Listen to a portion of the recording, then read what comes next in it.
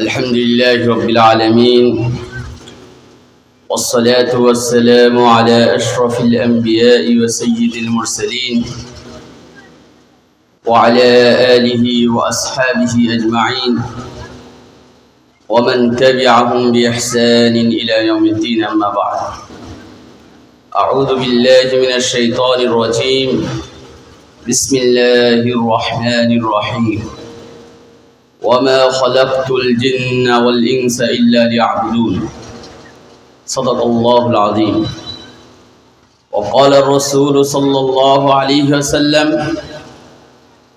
المؤمن القوي خير وأحب إلى الله من المؤمن الضعيف. واحرص على ما ينفعك واستعن بالله ولا تعجز، أو كما قال عليه الصلاة والسلام. আলহামদুলিল্লাহ সুম্মা আলহামদুলিল্লাহ। আল্লাহ তাআলার অশেষ শুকরিয়া, এ ধরনের একটি দ্বীনি মজলিসে উপস্থিত হওয়ার তৌফিক দান করেছেন। আলহামদুলিল্লাহ, আমি আল্লাহ তাআলার শুকরিয়া আদায় করছি। সাথে সাথে কওমি উলামা কল্যাণ ফাউন্ডেশন কর্তৃক আয়োজিত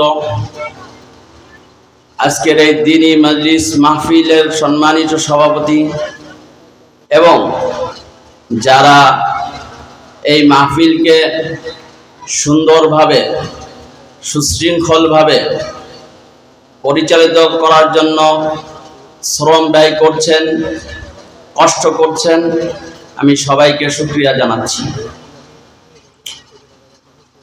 সংক্ষিপ্ত আলোচনা করব, যেহেতু দীর্ঘ আলোচনার সুযোগ নাই। আমি একটি আয়াত তেলাওয়াত করেছি আপনাদের সামনে। আল্লাহ তাআলা এই পৃথিবী সৃষ্টি করেছেন, এই পৃথিবীর মাখলুকাত সৃষ্টি করেছেন, এই পৃথিবীর সবকিছু সৃষ্টি করেছেন, একটি উদ্দেশ্য রয়েছে। উদ্দেশ্যবিহীন আল্লাহ তাআলা কোনো কিছুই সৃষ্টি করেননি। সেই উদ্দেশ্যের মধ্যে একটি বড় উদ্দেশ্য হলো, আল্লাহ তাআলা বলছেন, ওমা খালাকতুল জিন্না ওয়াল ইনসা ইল্লা লিয়াবুদুন। আমি মানব জাতি এবং জিনকে সৃষ্টি করেছি একমাত্র আমার ইবাদত করার জন্য। আর মানব জাতি হলো আশরাফুল মাখলুকাত। আল্লাহ তাআলা বলছেন কোরআনের মধ্যে, ওয়ালাকাদ কাররামনা বনি আদম। আল্লাহ তাআলা বনি আদমকে সম্মানিত করেছেন, সর্বশ্রেষ্ঠ মাখলুকাত হিসেবে বনি আদমকে সম্মানিত করেছেন। সে সম্মানিত করার কারণ হলো যে বনি আদম আল্লাহ তাআলার যে মাকসাদ, আল্লাহ তাআলার যে উদ্দেশ্য, সেই উদ্দেশ্য সফল হওয়ার জন্য তারা চেষ্টা করবে, সাধনা করবে। এজন্য কোরআনুল কারীম যখন বিভিন্ন মাখলুকাতের কাছে পেশ করা হয়েছে এটাকে বহন করার জন্য, তখন কিন্তু তারা অস্বীকার করেছে। ইন্না আরাদনাল আমানাতা আলাস সামাওয়াতি ওয়াল আরদি ওয়াল জিবাল ফাআবাইনা আন ইয়াহমিলনাহা ওয়া আশফাকনা মিনহা ওয়া হামালাহাল ইনসান। একমাত্র এই মানব জাতি তারা এই কোরআনকে, এই কোরআনের আমানতকে বহন করার জন্য ইচ্ছা প্রকাশ করেছে। তারা এটাকে ছড়িয়ে দেওয়ার জন্য দায়িত্ব গ্রহণ করেছে। এই জন্য আল্লাহ রাসূল সাল্লাল্লাহু আলাইহি ওয়াসাল্লাম সর্বশ্রেষ্ঠ রাসূল, তার উপর নাজিল হয়েছে সর্বশ্রেষ্ঠ গ্রন্থ কোরআন কারীম।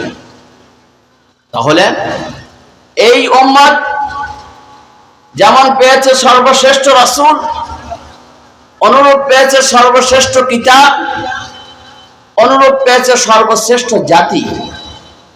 আল্লাহ তাআলা কোরআনের মধ্যে বলছেন, কুনতুম খায়রা উম্মাতিন উখরিজাত লিন-নাস তা'মুরুনা বিল মা'রুফ ওয়া তানহাউনা আনিল মুনকার ওয়া তু'মিনুনা বিল্লাহ। এই উম্মতের অনেকগুলো বৈশিষ্ট্য রয়েছে। গুরুত্বপূর্ণ কয়েকটি বৈশিষ্ট্য এই আয়াতের মধ্যে আল্লাহ তাআলা উল্লেখ করেছেন যে তোমরা সর্বশ্রেষ্ঠ জাতি, তোমাদের কাজ কি? তা'মুরুনা বিল মারুফ, তোমরা ন্যায় কাজের আদেশ করবে। ওয়া তানহাউনা আনিল মুনকার, তোমরা অন্যায় কাজ থেকে বিরত রাখবে। তাহলে এই যে মানুষ, এই মানুষকে আল্লাহ তাআলা সম্মানিত করেছেন, কারণ হলো এই মানুষের মাধ্যমে আল্লাহ তাআলা যে মাকসাদ, যে উদ্দেশ্য, যে আয়াতের মধ্যে বলা হয়েছে যে ইল্লা লিয়াবুদুন, একমাত্র আল্লাহ তাআলা ইবাদত করার জন্য, যে ইবাদতের জন্য এই মানুষ, এই বনি আদম চেষ্টা করে যাচ্ছে, শ্রম দিয়ে যাচ্ছে।